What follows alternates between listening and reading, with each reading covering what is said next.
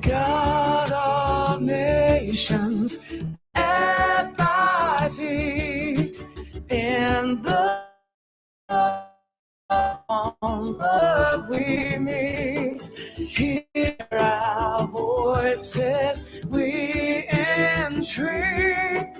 God defend our free land. God Pacific's triple star, from the shouts of strife and war, make her praises heard afar. God defend New Zealand.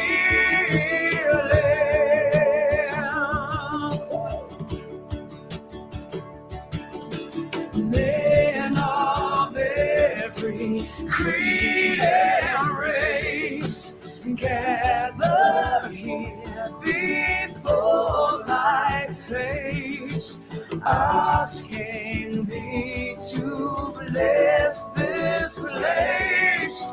God defend our free land from dissension, envy, hate, and corruption.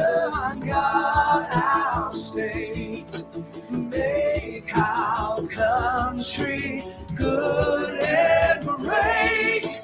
God defend New Zealand.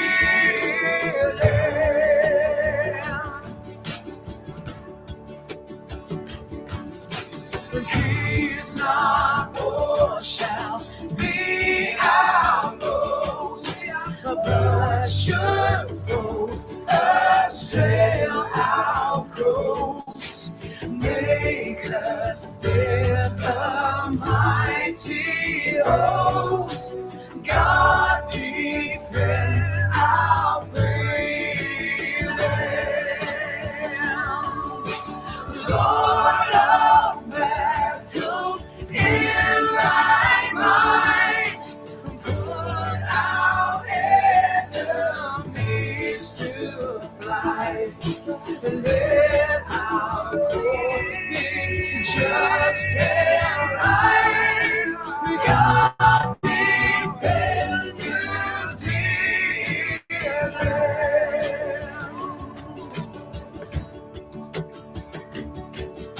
Let our love for thee increase. May thy blessings never cease. Give us plenty, give us peace. God defend our free land from dishonor and from shame. God, our country's spotless name, crown her with immortal fame. God defend New Zealand.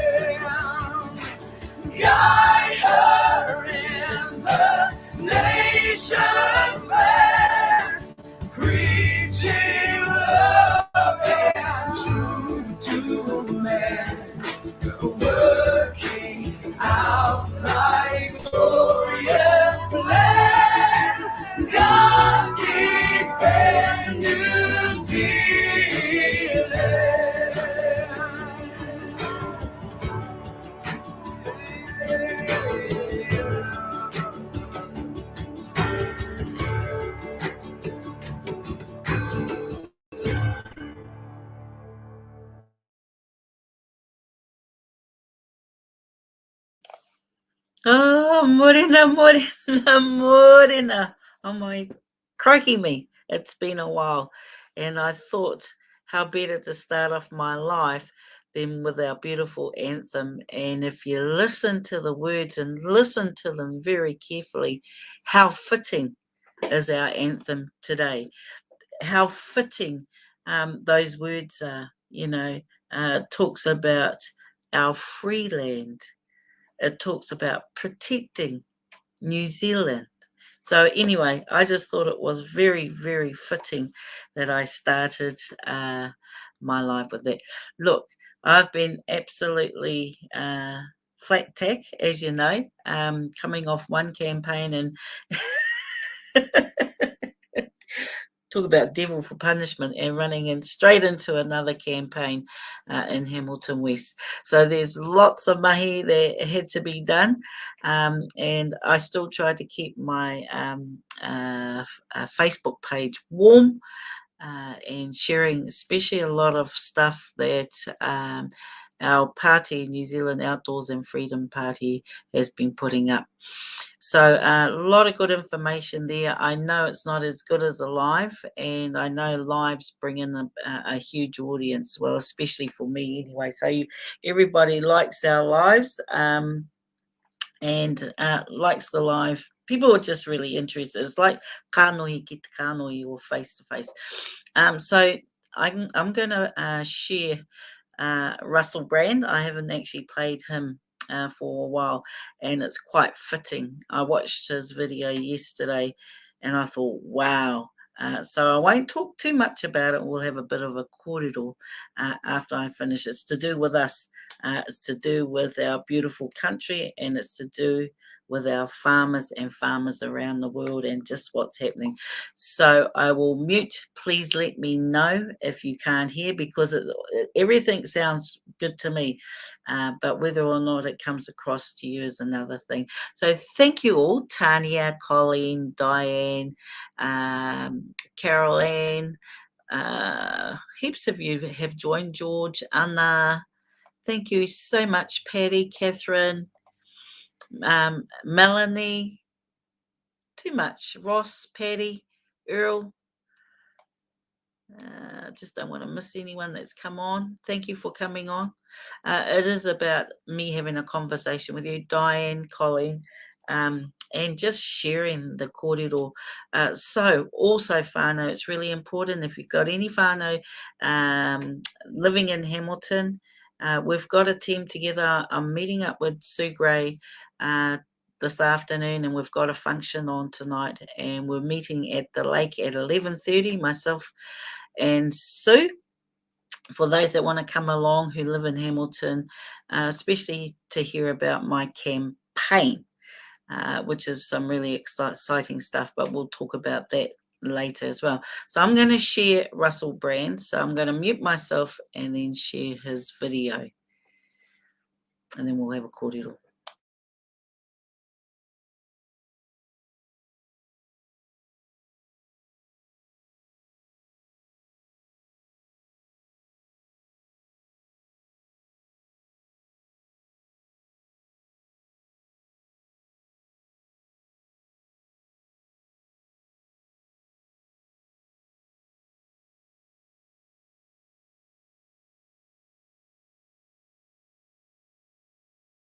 Zealand farmers are up in arms protesting. But you awakening wonders, thanks for joining me on this voyage towards truth and freedom. Remember, we do these shows live on Rumble every day, where all of the content is stored, unexpurgated, unedited, only for you. Join us on Rumble, where I can say what I mean and mean what I say, and we can move towards light together. Let's get into today's story. Farmers in New Zealand are protesting, and that protest is in some way being portrayed as being anti-ecological, i.e. these farmers don't want the necessary measures to make their farms safe. Ah, you bastards. But is another way of looking at it, that New Zealand is pursuing a great reset agenda in order to bankrupt farmers and take their land. Now, that sounds like a conspiracy theory, doesn't it? So stay to the end of the video because we are going to unpack that for you properly. It's not a coincidence that farmers all over the world are protesting. Sri Lanka, Netherlands, Germany, our country, the UK. And neither is it a coincidence that in your country, the United States of America, Bill Gates has become the largest farmland owner in the world. Well, that's a weird coincidence, almost as if there's one centralized organization distilling, distributing, and disseminating ideologies and edicts in order to what? Is it to save the planet? Well, you ask yourself, the big corporations in the world, what do they mostly care about? Is it saving the planet? Is that why 70% of the world's pollution is done by 100 of the world's biggest corporations? Yeah, oh no, that doesn't quite make sense, does it? Let's have a look at a few more details from this story. In a world first, New Zealand appears set to introduce a scheme that will require farmers to pay for their agricultural greenhouse gas emissions. Is this why a climate change agenda is being pushed everywhere? And remember, I might differ from you guys there because I believe we should be looking after the planet. We should revere it. We should respect it. Whether you think man-made climate change is a thing or it's happening because of solar flares or cosmological reasons or epochal events that aren't affected by man or humankind, I respect your opinion. My opinion is we should prioritize this planet. We should love and revere this planet. We are not separate from it. We've become consumed in demented humanism and materialism, forgetting who we are and forgetting where we're from. The Prime Minister, Jacinda Ardern, is she a good person or is she Lady Trudeau? Jacinda Ardern said that it would give the country's biggest export market a competitive advantage globally while putting the country on track to meet its 2013 methane reduction target. Seems like reducing methane is a good goal. Seems like respecting the planet is a good goal. Are there going to be any side effects to this? Are any farmers going to lose their livelihood? Are they going to lose their land? Is this connected to these agricultural protests and even the trucker protests that we're seeing across the world, i.e., apparently, nations setting out laws and regulations that are ultimately negative to the lives of ordinary people? Is there a trend developing? And if there is it because of a centralized ideology? Let's keep asking the questions. Let me know in the chat. Let me know in the comments what you think. No other country in the world has yet developed a system for pricing and reducing agricultural emissions. So our farmers are set to benefit from being first movers. Yeah, we're the first movers. We're being poor first. All of our out or being forced to sell our products at an increased price and call them premium, like when it asks for the bloody stuff. Well, they're suggesting that, not suggesting it, legislating for that to an entire community of farmers. What's that likely to do? Bankrupt farmers. Now, you guys remember this. I'm a vegan. Didn't I mention it? So I'm not like, hey, let's all have livestock everywhere. That's not my approach. But also what I believe in is your freedom to decide what to do with your life without intervention of a national government, let alone unelected global bodies. But the industry, which altogether farms 10 million beef and dairy cattle and 26 million sheep compared to New Zealand's population of 5 million human people, argues a tax could increase global greenhouse gas emissions by shifting farming to countries less efficient at making food. Well, what have we seen when the manufacturing jobs all closed down? What happened then? Did it reduce the emissions or did it see a boom in the Chinese and Indian subcontinent, if that's the right way to describe it, economies? Did it mean that all that manufacture moved elsewhere, bankrupting and annihilating a class of working people? Oh, look, another class of people being annihilated now, rural working people. As stated on the WEF website, the UN's global roadmap sets out milestones the world must reach to achieve net zero emissions by 2050. So a goal set at 26. There you go, a UN global roadmap on the WEF website. Now, I'm not talking about conspiracy theory stuff here. I'm saying when they get together with the big and the big democratic policy, but this $79 line security is the video surveillance industry in New Zealand. Home security companies don't want to know about it. Use some of the most innovative technologies in the world that allow you to install and configure it in seconds. It doesn't matter if you're a qualified tech. Net zero is not the same as zero emissions. That's an interesting revelation. Net zero is not the same as zero emissions. While the latter is what all companies should be aiming for in order to meet our climate goals, the former simply makes it look like you've achieved the latter through the use of accounting tricks. This is why some people are attacking the climate change movement and others even what is referred to as the woke agenda, not because there aren't some brilliant principles being relayed, equality between all people, respect and love of the planet, but because big corporations and big government are using those ideas to break down the lives and lifestyles and working lives of ordinary people. Companies can continue polluting as usual while sticking to their net zero pledges as long as they include carbon negative activities on their balance sheet. The problem is that there's very little regulation or standardization as to what constitutes a carbon negative activity. I noticed that when it comes to regulate, they come up with very stringent, strict, unavoidable, undemocratic regulations. But when it comes to regulating big business, just do what you can, you guys. I mean, I'm being silly, but it seems the farmers are getting very stringent regulation, ordinary working people, big businesses who are producing the pollution that's meant to be the bloody problem anyway. Hey, just try your best. Like they're a school bully with a rich dad. Many net zero policies rely on purchasing carbon offsets, essentially buying up a load of land in usually developing countries, which will supposedly absorb the carbon from your other activities. Not only are carbon offsets based on some fairly sketchy science. Oh, I thought we were following the science. Oh, I thought the scientists were agreed on climate change. But this sketchy science seems to work as well here. Yeah. But they are often procuring land by grabbing it from indigenous communities who have a much better track record as stewards of vital ecosystems than polluting corporations. We could let the coming in land thousands continue.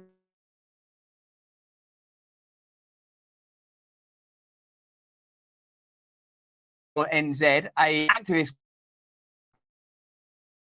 1,500 that their properties are now subject to restrictions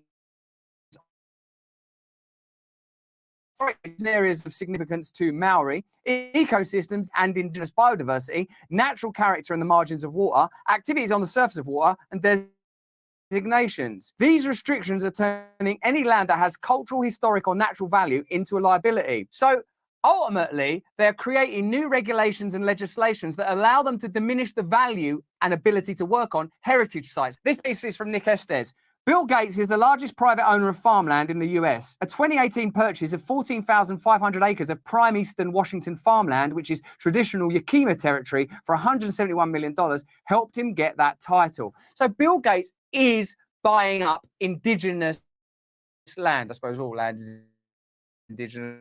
Ultimately, Gates was in any way assisted the regulations and restrictions that came from there. It's an interesting question.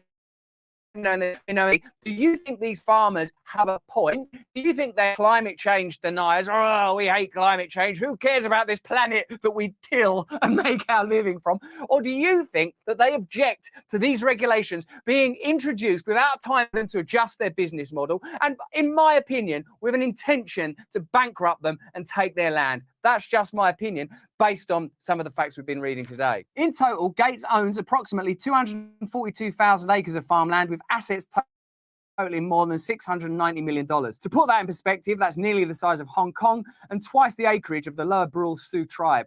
A white man owns more farmland than my entire native nation. So that's Nick Estes, a Native American person, pointing out that Bill Gates has acquired a huge swathe of farmland. What is Bill Gates' intention? How has he been aided in this endeavour? They came in droves, driving off the paddocks and into the city, descending on Central Island with a clear message.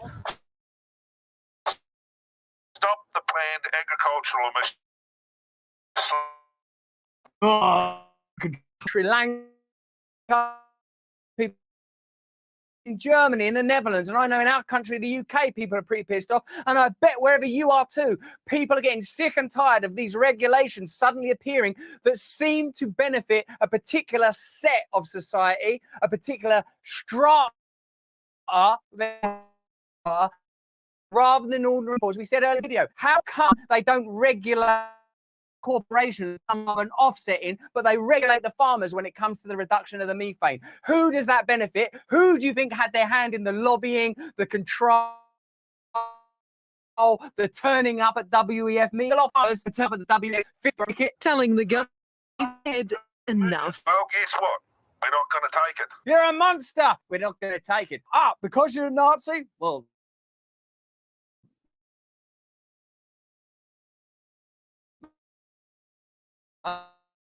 because I'm a that's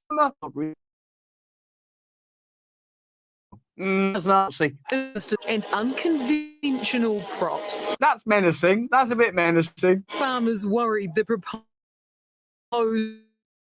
emissions tax New Zealand producers to get the best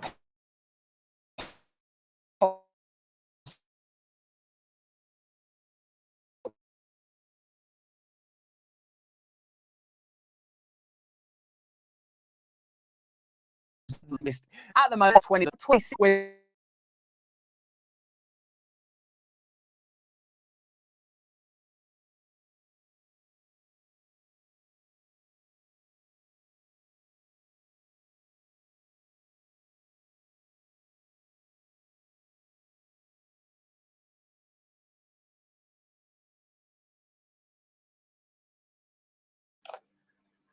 Oh, kia ora. So censorship is real. So there's a lot of interference with that particular video. So what I've done is I've put the link up on the comments, so you have to go and watch it, right? It's very important, and good on Russell Brand for talking about what's happening here in our beautiful country. I think it's really important. So the issues that I think the knuckle or the guts of the story really is about regulations and how there are tight, stringent regulations around farmers and zero regulations around corporations, where 77% of the pollution is done by 100 big corporations. So part of my campaign here in Hamilton West is about localism, not corporatism. And why is that? Well, we've just seen on the news lately, here we all are struggling, we're struggling to put a roof over our head, we're struggling to put a kai on the table for our kids, we're struggling to put fuel in the car, just to do our basics, right? So everyone's struggling, except the corporations that are actually laughing all the way to the bank. So huge profit margins, And so we've got to clip the wings of the corporations. We literally have to clip the wings of central government. We need to get the government out of our lives and enable ourselves to get back to what we do best, and that's bringing up our children, that's creating a better society for our children and our mokua, for our future generations, protecting Papa Tuanuku. So he also talked about he's saying that everybody wants to look after the whenua, even farmers, and to vilify farmers, not just here in our beautiful country, but around the world, seems to be the same old story. It's saying that they're eco-terrorists, really. I mean, that's what this government's implying. I mean, she's already gone out of the country. I mean, she never seems to be here. Our Prime Minister, who people are in crisis. She's got a by-election that she has to win, because what you have to remember, and Labor and National and the other parties know this, that our seat, Hamilton West, is a bellwether seat. What does a bellwether seat means?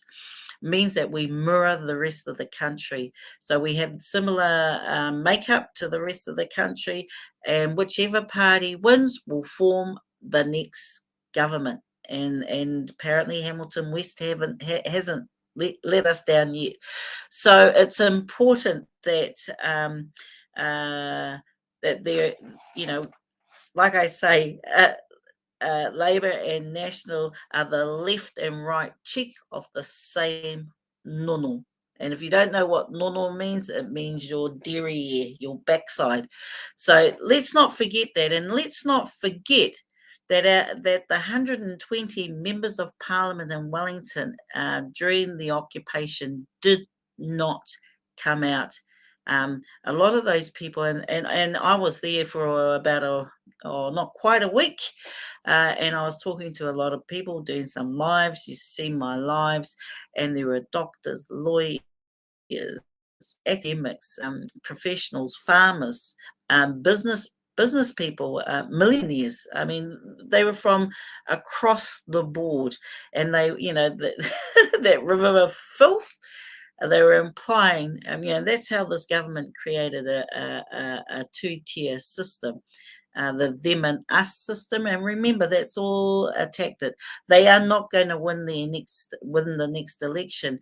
Is National going to be any better? Is National going to be any better? I challenge them. Yes, they've got there's their tax policy that they've just put out. Remember, the tax policy benefits the wealthy. It does bugger all for those of us that need it the most. So is National going to help the rest of us? Because what I've argued in Hamilton West is that now the poor have become destitute. Now we have the middle class poor. We have businesses that are struggling to keep their doors open. We have rising crime, and those are all real issues that we are tackling here in Hamilton and across the whole country, right?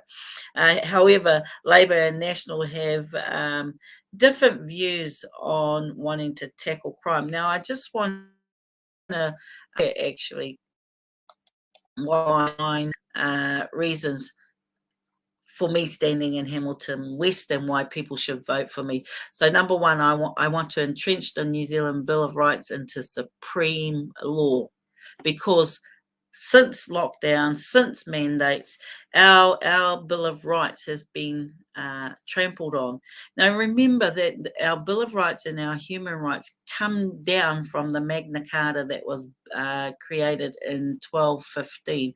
And what the Magna Carta represented was saying to politicians and kings and monarchs back then is that you are not above the law.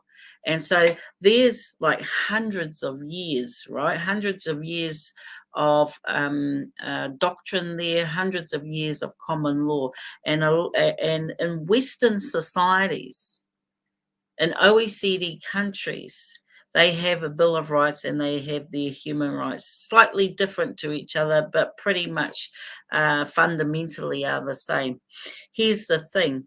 To undermine the New Zealand Bill of Rights, you have to have what Section 5 says, demonstrably justified, and a pandemic was demonstrably justified, going by Judge Palmer, who happened to be the son of Geoffrey Palmer, who happened to be the author of our New Zealand Bill of Rights. So Section 5 was to get out of jail for the government. We want to get rid of Section 5 and we want to entrench the New Zealand Bill of Rights into supreme law, which means no other government, no matter who that government is, can ever erode or encroach on our rights again. So that's the first thing. The second thing is I want a housing revolution, and apparently so did Labor. So much for our 100,000 homes, right? Yeah, nah. So and we want to create homes, not motels. So $800 million going into motels, making some motel owners super wealthy. So here's the plan. Michael Savage was the first Labor Prime Minister. He had the golden trump card when it came to a successful housing policy, and he and actually, as I've stated in other lives, that we are the beneficiaries, our generation. So 1935 to 1940s, early 1940s. He created the housing boom, where the government set up a government housing program, built all the estate houses. We were benefactors of a Māori Affairs home, which was part of that package, and a lot of the whānau in the 50s and 60s brought their first home off the government. So the government built the houses. Families brought their first home off the government at cheap interest rates, and they were able to house the whole country, right? And today we see homesteads. Homesteads that have been around that are older than myself and my husband, and so you're seeing whānau that are benefiting from those homesteads, but everyone's getting desperate for a house, so people are cramming into their homesteads, and it's actually creating some issues with families because there's only one homestead, because generations after that haven't had a housing program such as Michael Savage. So for me, the housing revolution actually is to go back to Michael Savage housing program, and what that shows me is how far adrift Labor have gone from their grassroots, right? How far adrift Labor has gone from their grassroots, that they had their own founder, forebearer of the whole housing boom here in New Zealand. He had the magic bullet. He had the magic strategy to pull us out of a housing crisis, and they choose not to follow their own Labor icon, as I see it. So anyway, and we know that if you house people, if you create security for children, security for families, you're giving back dignity to families, right? You're giving their dignity back by being able to house them.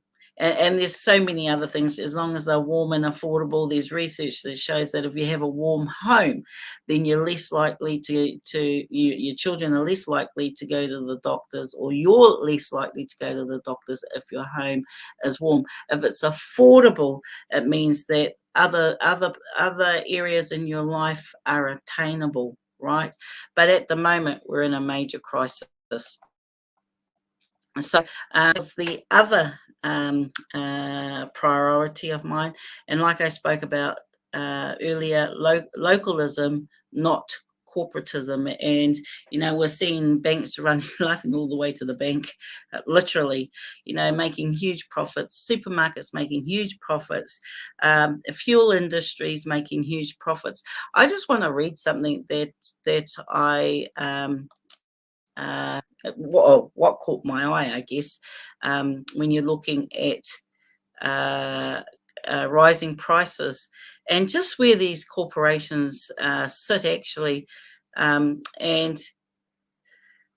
I think it's criminal, actually, that we allow this to happen to us, because what some economists and politicians are saying, or the concerns that they are raising, is about the prices of consumer goods, and they're pointing out that although some companies cite inflation or supply chain issues as their rationale for increases, they're not just the thing is that's their justification, right? Inflation and chain supply issues.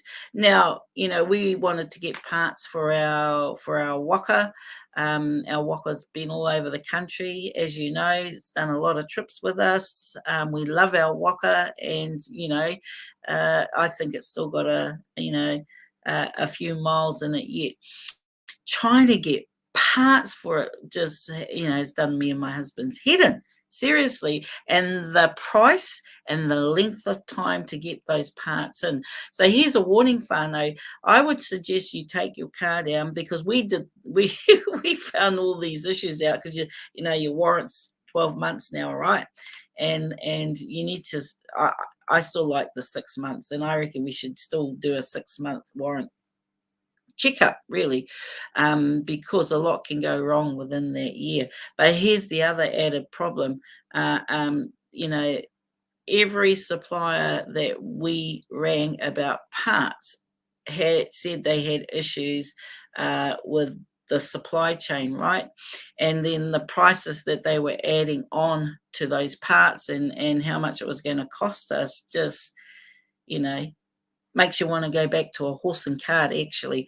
But here's what economists and some, I don't know if all, but some politicians are saying that corporations are using inflation and supply chain. And remember, the argument about supply chains was the war in Ukraine. So, how convenient. So it's just really frustrating, I think, that these absorbent charges, at the grocery store, at the at the pump, that's what we're dealing with. And so that highlights even more so to me about self-sufficiency, and I'll carry on. So that's about localism, not corporatism. And so we need to get back to our local communities, supporting our local businesses, and looking after each other, basically. And where possible, I try not to. Well, you can't help it, you still got to go to the supermarket, but I like to go and support local four squares now as well. And I am planning a big community garden, so that's another project which I'll let you in on next year. So that's a plan that I'm putting. I've been talking to some people, and it's quite exciting, actually. Why are these gardens important? Because it's all about self-sufficiency. And that's about protecting the environment for future generations. Now, me and my husband, we're watching David Attenborough on Netflix, and his documentary is called A Life on Our Planet. It was filmed in 2020, and it's actually looks at David Attenborough's whole life from when he first started filming in the wild, and it's actually quite poignant. He talked about in the documentary that he said in 1978. Now that's when I met my darling, so that's about 45 years ago. Crikey, a lot of water under that bridge. He said there were 4.2 billion people in the world then. Today, there's 7.8 billion, or nearly 8 billion people in the world, and the world is in crisis. It was actually quite sad. Everyone should watch that documentary. It was quite depressing. He looked at the ocean, he looked at the ice melting, he looked at the land drying up, deforestation, just what we've done. It's just been take. How the forest, the native forest that we have left, we are illegal planting, but planting with olive palm trees. So, but what he did at the end is he had the answer. He did talk about overpopulation. He didn't actually talk about depopulation, which was interesting. I think when you talk about overpopulation, I think the kōrero about depopulation tends to come into it. But he was saying, he gave examples like China, how their death rate and their birth rate has evened out now, and he thinks that if we consciously look at having small families, in my when I was born, I come from a family of 8. My husband comes from a family of 15, I think it is, and they were big whānau back then. Today, we're having 1 or 2 children now. And so it's reducing the Earth's population and repopulating the Earth with our forests, and not pine trees, all pine trees, or all palm oil trees, or because they don't create habitats, they don't create ecosystems. You've actually got to replant, and he gave examples of countries that have done that, not replanted pine or those types of trees, because they give nothing back, but actually replanting or allowing the forests to expand. And there are some successful countries that have done that thus far. So he used those examples. So definitely a wake-up call. If we don't turn what's happening around, we're all goners, actually. And so he did talk about meat farming taking up too much of the land space, and that we should grow fruit and vegetables, and that's actually good for us. When I've looked at healthy diets, I did lose 30 kgs. I must say I put on over half of that back on, but anyway, and during that time that I lost my weight, I think we were only having meat 4 times a week, and a lot of the kai was raw fruit and veggies, which was really good for you. So these are things that are positive. However, when you've got big corporations and big stake and big tech running the world, then we already know that we're in trouble. So and sorry that the sound was a bit poor today, but I'll put the link up. But like Russell Brand said, that there is a United Nations global agenda that's also been pushed through WEF. Now, remember, a couple of years ago, on the goalkeepers conference with Bill and Melinda Gates, Jacinda Ardern stated, this is no conspiracy theory, because there is a video out there. You just need to go and maybe Google goalkeepers conference, Jacinda Ardern and Bill and Melinda Gates, that she will implement the UN Agenda 30.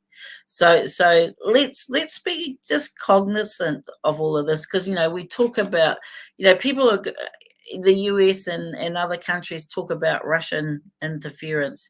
Now, when you have oligarchs interfere in your sovereign state, then are you a sovereign state? Are you a sovereign state?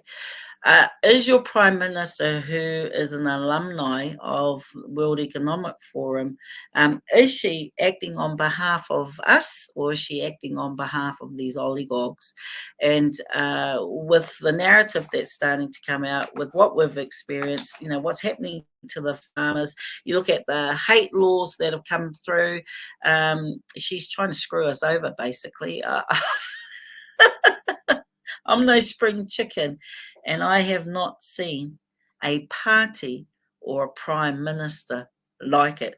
So she's a goner. Her party's gone. They're not going to get in. The question is, who are we going to put in? And I don't think National are any better. Like I said, they're the left and right cheek of the same nono. Right? And some people say left and right wing of the same bird, but I prefer to say left and right cheek of the same nono. There's major concerns, and like I said, my campaign is quite exciting, actually. So protecting the environment for future generations, those are some of the radical things we have to consider. It's all about self-sufficiency, right?